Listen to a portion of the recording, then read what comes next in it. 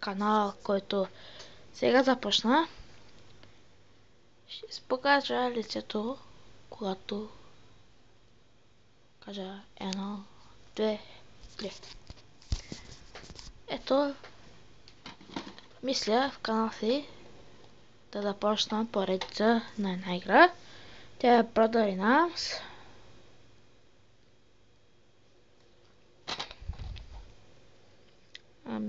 Тя е на Ubisoft. Като за начало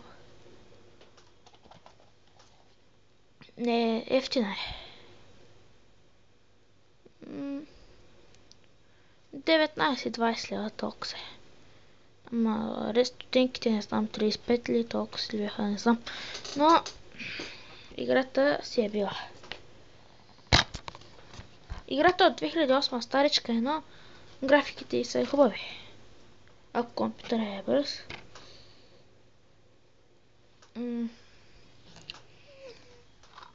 Ще започна поредицата, когато интернет се върне. Като пуснат интернета, защото в момента нямам интернет.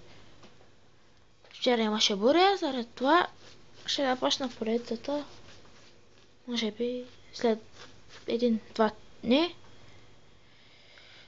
После ще започна с CS. Имам, ето я. После ще се изтегля Call of Duty. И ние ще я свърша. След това ще си помисля. Това беше от мен.